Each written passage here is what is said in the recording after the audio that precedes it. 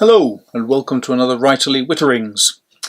Today I'm going to be talking about something rather different.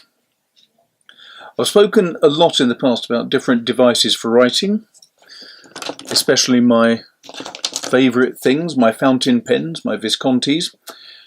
I've spoken a bit about better keyboards for typing on, like my Filco, which is just delightful with its cherry MX blue keys.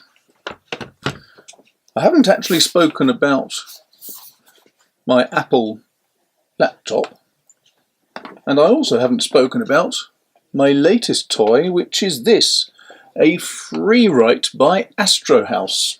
So what is this strange but rather wonderful device? Well, the first thing is, it is an excellent keyboard, cherry MX keys again. It has on-off switch, it has 3 different folders you can use, A, B and C. You can have multiple documents within each folder, so that's not a limitation. It has a Wi-Fi, on-off or find a new one, and it has 2 screens. The rest of the box is remarkably simple. It's got nothing at the front, nothing on the sides. It's got a carrying handle and a plug socket on the back.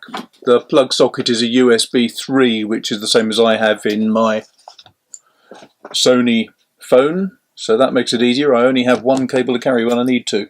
This device uses an e-ink screen, and as you can see from its layout, there is really very little to it. It is designed by Astrohaus as a machine so that writers can just write and write forwards. They don't keep going back and being distracted with emails, with Facebook, Twitter, all of the other social media. The idea is this is just a machine for inputting your drafts. So that means there's not the means to edit. There is no delete key, there's not even cursor arrows on it. It's only got a standard typewriter keyboard. There is a backspace. You can go back and delete word by word or character by character, but if you find that you've typed TEH on the first line and you're on line 10, if you want to take out TEH and replace it with THE, you have to delete everything you've typed in the meantime. Now, that sounds horrible. A lot of people complain bitterly about this. They say, oh, it's disgraceful. I mean, what's the point of a machine like that where you can't edit? It is the whole point of the machine that you can't edit. This is to free up your mind so that you can be creative. Now, I find, certainly when I've been talking to students at Exeter University when I was teaching there as a tutor for English and other students, I found then that there was some studies done in the States that said that if you had an interruption when you were at work, so somebody pokes a head round the door to say, do you want a cup of tea, do you want a cup of coffee, do you need something photocopied, there's a call from your wife, your kid's just been run over, anything like that will distract you from your work for 15 to 20 minutes. I think the latest research says it's longer than that. But the fact is, once you're concentrating hard on one particular function, if you're distracted, that distraction will knock you back a significant amount of time. So the idea of this little device is that it takes away distractions. Distractions are one thing.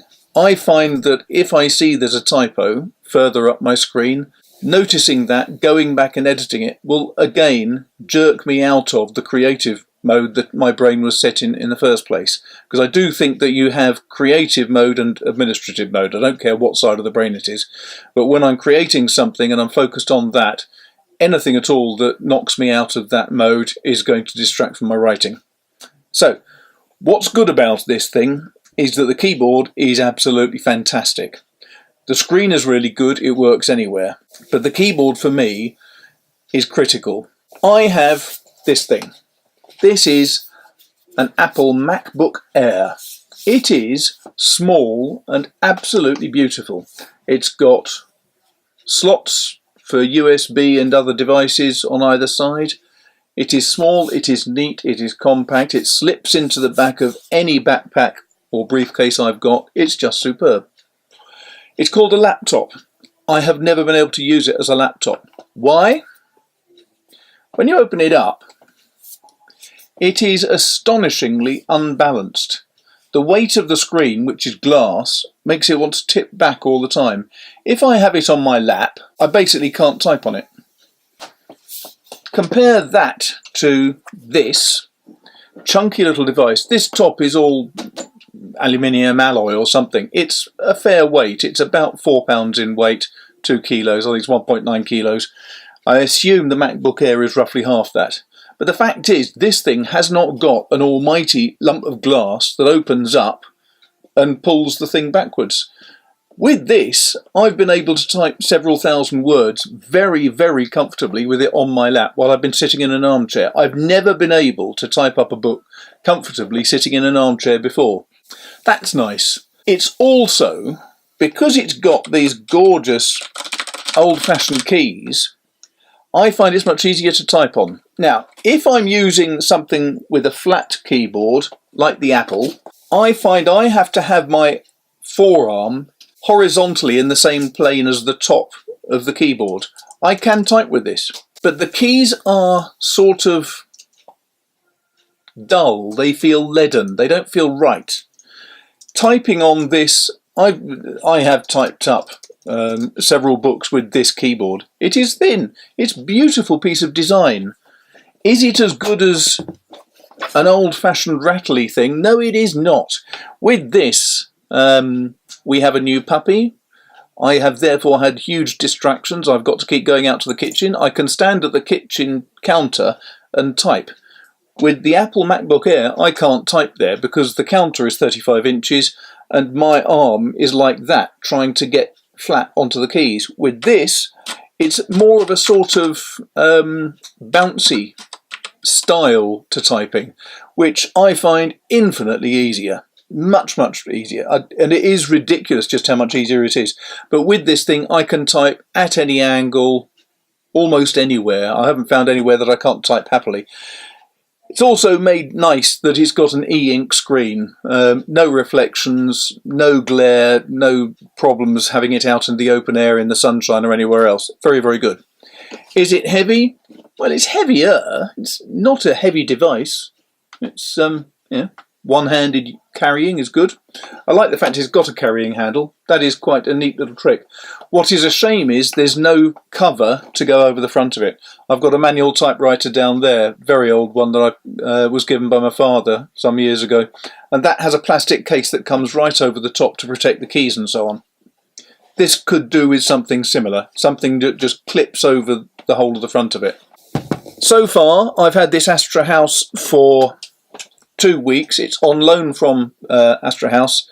The Freewrite is on loan from Astrohaus. They've been very, very accommodating and helpful, mainly so that I could have it for review. I've got 2 reviews up already on WordPress at writerlywitterings.com, I should say. This is the first video I'm putting up. I'll be doing a second video in a couple of weeks when I've finished. And I'll be doing a couple more reviews on Writerly Witterings. But as it stands, what's my opinion of this? People say it's very expensive. In the UK, it will cost you somewhere in the region of £500. The machine itself is under 400, but you've got 20% VAT, sales tax. We also have to pay for the postage for it to get here, so I think £500 is about right. £500 for a machine that will not allow you to look at the internet. It won't let you do spreadsheets. It won't let you do Google, it won't let you do email, nothing at all. It'll just let you type on it. £500 for the one function. This thing is £1,000 now, I think. But it lets you do everything that my big iMac allows me to do. But I don't want it to. I don't want something to do spreadsheets. I don't want something to give me email access. I've got a phone that'll do that when I'm out and about. I don't need anything that this does apart from the fact it types. This is, to me, a typewriter, glorified typewriter. It's £1,000. The Astrohaus Freewrite is half the price, and it does the job infinitely better. So for me, there's absolutely no comparison. When this dies, I won't be replacing it. However, when the Astrohaus gets sent back, because it is a review copy, I think I'm going to buy one, because for me, it has made life so much easier. Even just inputting stuff inside the house, it's a better environment to do that. when it comes to things like going up to London and needing a device that I can use on the train, this is the machine I'll be taking. So I hope that's useful. Do please put any questions or comments down at the bottom. I'll be happy to answer them. If you look here or here, there'll be links to previous videos and other things of interest. If you've got any friends who you think could be interested, let them know about it, like it, share it, all that sort of good stuff. And I hope you found it useful. Do please let me know. I will apologise now. This is my first attempt recording myself without my daughter director around. So I've no idea how this is going to work. I'm just hoping that my face is in focus. Thanks very much for watching. Speak to you soon. Take care. Cheers.